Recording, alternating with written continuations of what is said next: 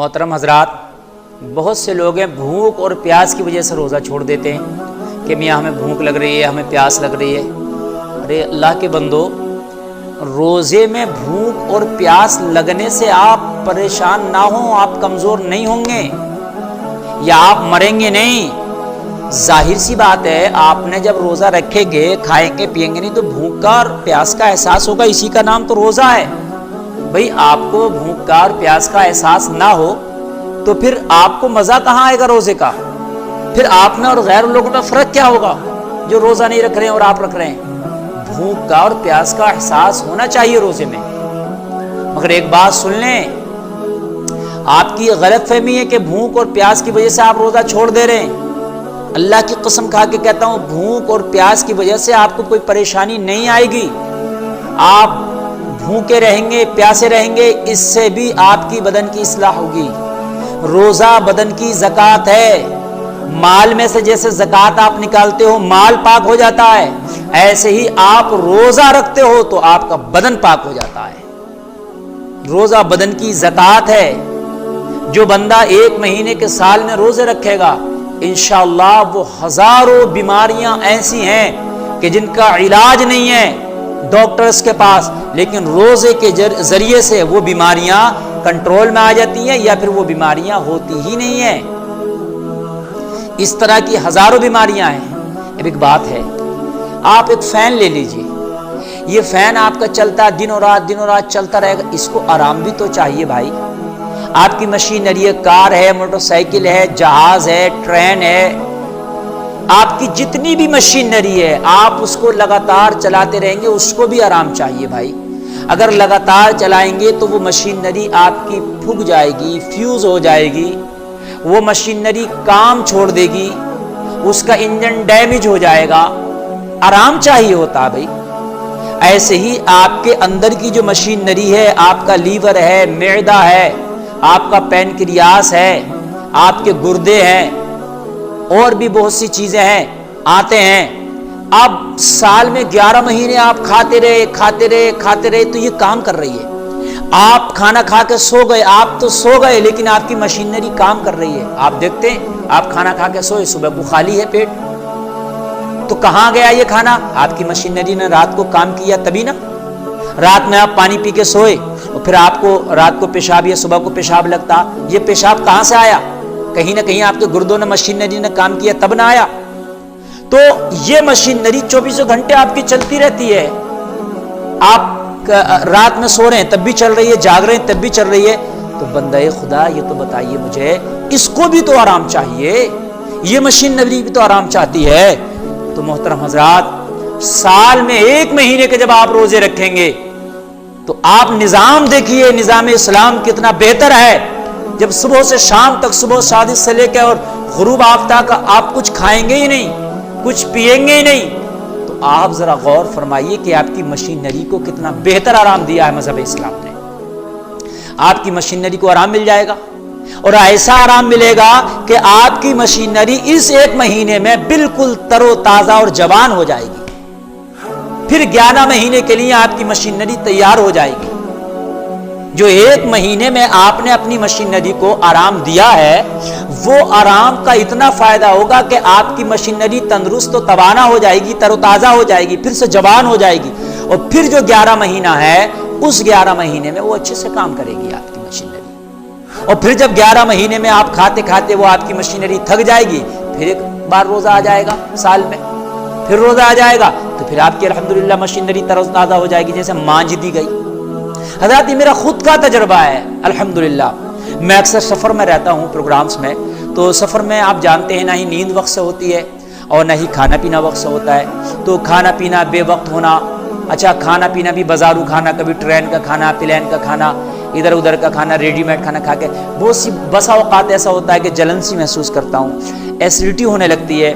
کبھی کبھی ایسا ہوتا ہے کہ کھانا نہیں کھایا پھر بھی ایسیڈیٹی ہو رہی ہے۔ یہ خود میں نے تجربہ کیا اور تجزیہ کیا ہے حضرات۔ تو اس میں دوائی میڈیسنس لینا پڑتی ہے جلن کے لیے، یا پیٹ میں بھاری پن ہے اس کے لیے، یا یہاں جلن محسوس کر رہے ہیں اس کے لیے، یا دل مالش سا کر رہا ہے اس کے لیے۔ لیکن جب رمضان شریف آتا ہے الحمدللہ تو رمضان شریف میں پورا رمضان کا مہینہ الحمدللہ مجھے کوئی دوا لینے کی ضرورت کبھی نہیں پڑتی ہے. پورے رمضان شریف کی بات کر رہا ہوں. بہت اچھے سے روزہ سحر و افطار ہوتا ہے اور اس میں جو ہے کھانا پینا ہوتا ہے الحمدللہ, اور کسی دوا کی ضرورت نہیں پڑتی, نہ کوئی جلن ہوتی ہے نہ کوئی متلی ہوتی ہے, اور بہت اچھا رہتا ہے. اور یہ سرکولیشن جب تک اچھا رہتا ہے کہ زیادہ سفر جب تک نہ کروں, پھر بہت زیادہ سفر ہو جاتی ہے, وہی کھانا بازارو اور ادھر ادھر کا کھانا, بے وقت کھانا جب ہونے لگتا ہے تو پھر کیا ہوتا ہے, پھر پریشانی محسوس ہوتی ہے. تو میں تو انتظار کرتا ہوں یا اللہ کب رمضان کا مہینہ آئے گا اور یہ کنڈیشن ٹھیک ہو جائے گی. اور کئی بار میں نے خود اپنا تجربہ کیا ہے کہ کئی بار ایسا ہوا ہے کہ رمضان سے پہلے میرا وزن کم تھا اور رمضان روزے رکھنے کے بعد وزن 1 کلو یا 2 کلو ہی بڑھا, لیکن الحمدللہ وزن بڑھ گیا. اور اگر وزن بھی نہیں بڑھا ہے تو چہرے کی حالت اچھی ہو گئی, جسم کی حالت اچھی ہو گئی, اور اپنے جسم میں بہترین پھرتی محسوس کرنے لگ گیا. تو یہ روزے کی برکتیں ہیں. روزے سے بیماری نہیں آتی, روزہ تو صحت ہے, روزے سے تو صحت آتی ہے.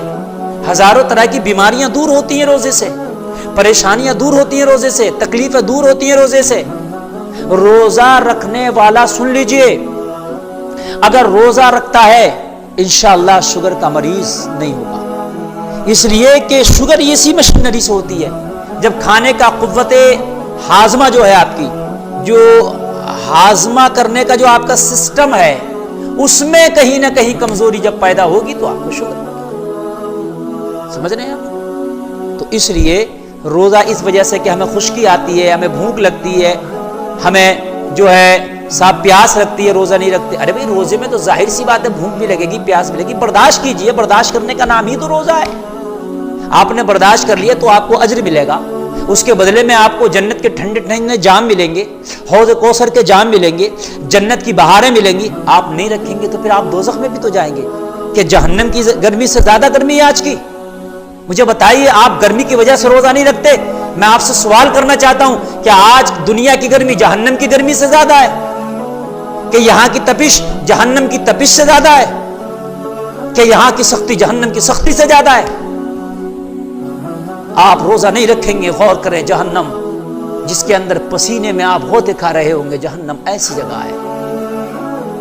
آج آپ گرمی کی وجہ سے روزہ نہیں رکھتے, لیکن جہنم میں تو تیرا لباس بھی آگ کا ہوگا, تیرا اڑنا بچھونا بھی آگ کا ہوگا, اور تجھے کھولتا ہوا پانی دیا جائے گا جہنم میں, جو تو پیے گا اس سے تیری آنٹیں کٹ کے گر جائے گی. تجھے وہ جہنم کا خوف نہیں ستاتا؟ تجھے یہ گرمی ستاتی ہے جو آج سورج الٹا ہے, جب میدان محشر ہوگا تو اسے سیدھا کر دیا جائے گا, تجھے یہ گرمی ستاتی ہے؟ تجھے جہنم کی گرمی کا خوف نہیں ہے؟ تجھے محشر کی گرمی کا خوف نہیں ہے؟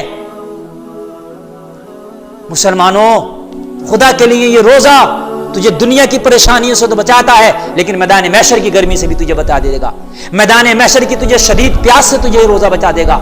میدان محشر کی تجھے سختیوں سے روزہ بچا دے گا. جہنم کی تکلیفوں سے, ہولناک وادیوں سے روزہ تجھے بچا دے گا. یہ روزہ ہی تو ہے جو تجھے پل صراط پر بآسانی گزار دے گا. مسلمان تم کہاں چلے گئے؟ تم روزہ اس خوف سے نہیں رکھتے؟ اس چند وقت کے خوف کو آپ اپنے دل سے نکالو.